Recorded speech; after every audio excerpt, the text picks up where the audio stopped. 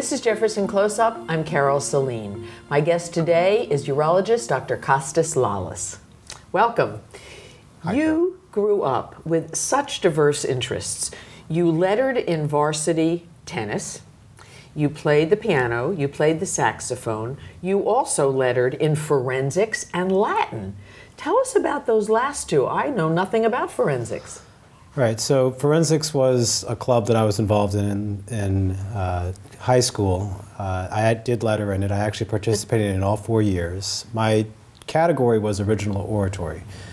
So what that is I would make a speech on whatever category or whatever topic I wanted, and then I would memorize the speech and deliver it, and we would compete. As far as Latin goes, we had a very large and active Latin club at my particular high school with an excellent Latin teacher. Hundreds of students were actually in the Latin club. So you speak Latin. Well, as much Latin. as anybody Right, does. yeah. You're conversational in Greek, and you can get by in Spanish. Yes. What fascinates you about languages?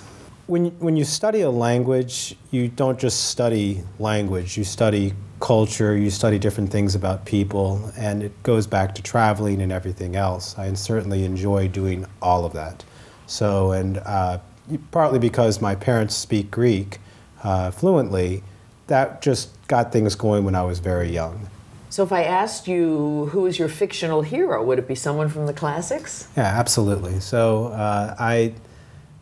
I guess Sisyphus is somebody who I identify with. Now, Sisyphus was a mythological king who did something very bad, offended the gods, and his punishment was to roll a stone up a hill, but right before he got to the top of the hill, it rolled back down again.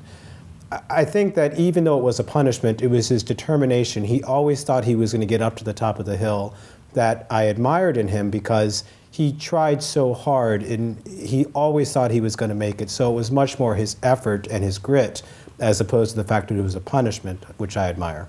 Now, it tells us a lot about your character. How about a hero in real life? Bill Gates. So yeah, Bill Gates is a person who has a special talent. Also, he's very smart. And he took that talent and he maximized it, earned a fortune as a result, and is now using that fortune to better society. From what you've told us, it's obvious that you are drawn to mental challenges. Have you ever done anything physically challenging? I think the hardest thing that I've done physically is a rim-to-rim hike of the Grand Canyon. From the South Rim to the North Rim. I did this back in 2005 at the end of my fellowship.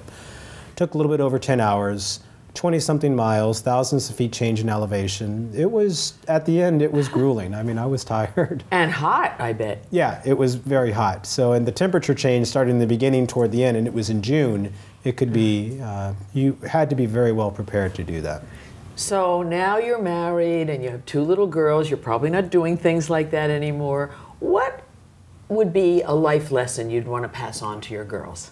Well, definitely it's the journey and not necessarily the destination. So it really, you try as hard as you can try to do something. And whatever happens, happens, but at least you know you've put in the effort to do it. So there's nothing more you can do. Well, that ties in with the whole Sisyphus thing. How do you communicate with your patients?